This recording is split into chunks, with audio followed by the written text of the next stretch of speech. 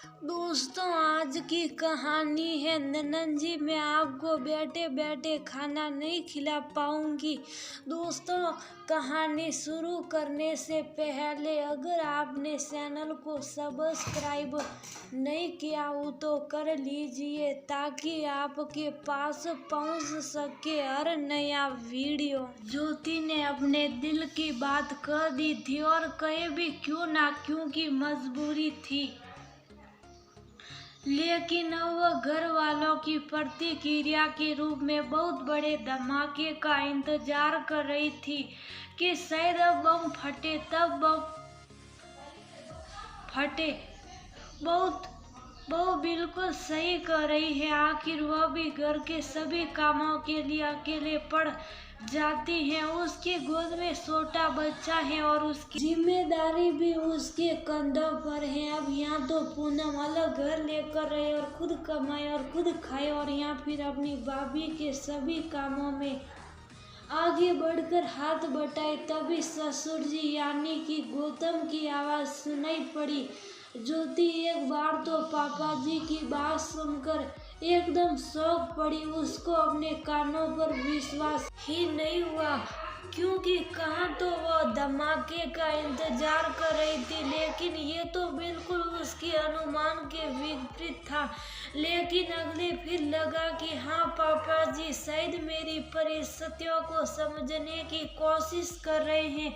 लेकिन पापा, आप मेरे पापा होकर ऐसा कैसे बोल रहे? मैं अलग घर लेकर रहूं और खुद कमाऊं और खुद खाऊं। पूनम ने गौतम की बात सुनकर कसाकर पूछा, पूनम, तुमको तो शर्म नहीं आती है कि ज्योति इतनी छोटी सी बच्ची की गोद में लेकर सब काम करती है और तुम सामने बैठी देखा करती हो? लेकिन मुझको शर्म आती है, लेकिन अफसोस कि ज्योति से पहले मैंने ही क्यों नहीं इस बारे में सोचा। हमको तो बिल्कुल भी समझ में नहीं आता कि पता नहीं कौन सी मिट्टी से बनी हो तुम। और रही बात पापा होने की, तो तुम शायद भूल रही हो कि अब मैं ज्योति का भी पापा हूँ। अब उसकी सास तो रही नहीं, तो उसके विषय में भी मुझको ही सोचना पड़ेगा। अगर कल को तुम्हारे भाई ऐसा कुछ कहेंगे तो तुम्हारे मन में उनके लिए दरार पैदा हो जाएगी। इसीलिए ये निर्णय मैं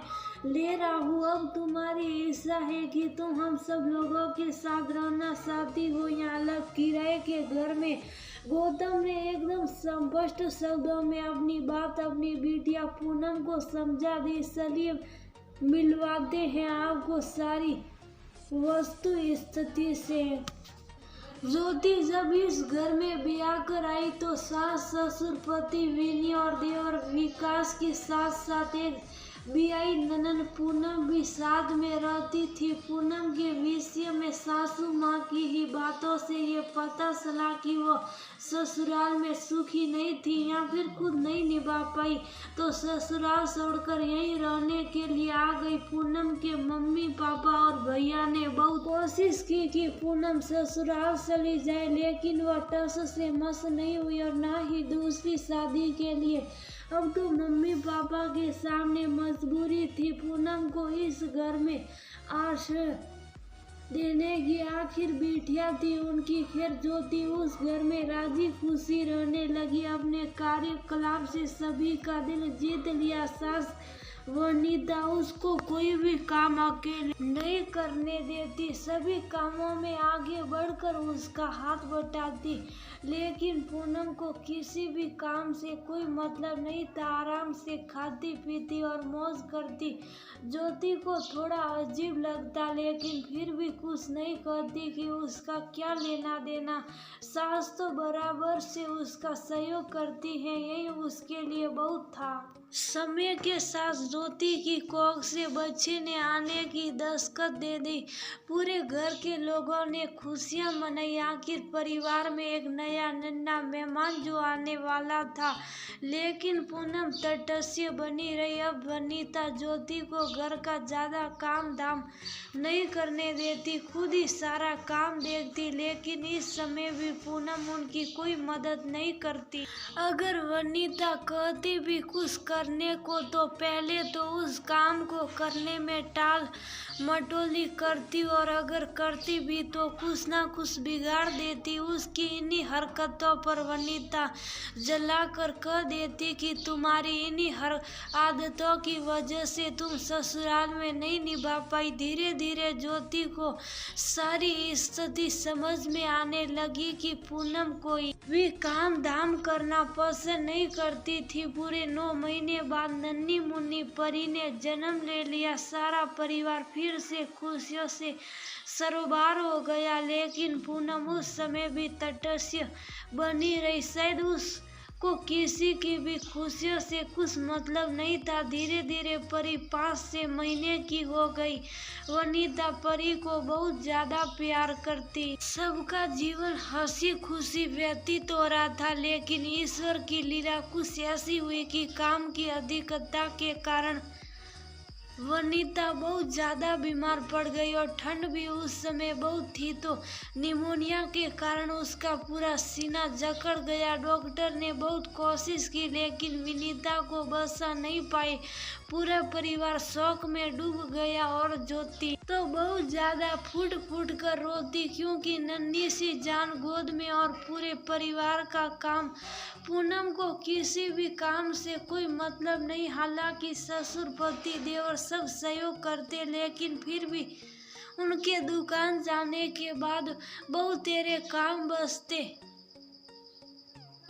ज्योति अगर पूनम से बच्ची को भी पकड़ने के लिए कहती तो उसका सीधा यही जवाब होता कि मैंने कभी बच्चे नहीं संभाले, इसलिए मुझसे तो कोई भी उम्मीद रखना मत। ज्योति बेबस सी हो जाती, फिर या तो परी को रुला रुला कर काम करती, या फिर जैसे तैसे गोद में लेकर। आखिर एक दिन ज्योति ने शाम का खाना नहीं बनाया, और तब तक दुकान से सब लोग आ चुके थे और खाना खाने का समय भी हो गया था। पर ये एक दिन पहले ही वैक्सीन लगी थी, वह रोए तो रोए ही चली जाए।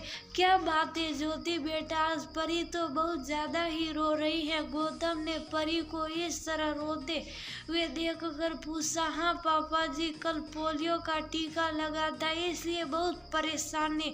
इसी वजह से मैं खाना भी नहीं बना पाई। मैंने पूनम दीदी से कहा भी तो वो ही खाना बना ले, लेकिन वह पड़ोस के घर में चली गई और अभी तक रसोई खाली पड़ी है। अगर पापा जी यही बात है तो मैं दीदी को बैठे बैठे खाना नहीं खिला पाऊंगी।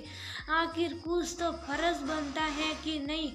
प्लीज़ आप लोग बुरा मत मानिएगा, लेकिन आज मैं बहुत मजबूरी में ये सब कर रही हूँ। पता नहीं किस आवेश में ज्योति ये सब कहती चली गई, लेकिन थोड़ा मन में घबराई भी कि पता नहीं ससुर जी क्या प्रतिक्रिया होगी। लेकिन जब उसने गौतम की बात सुनी तो उसको सचमुच बहुत ज़्यादा खुशी हुई।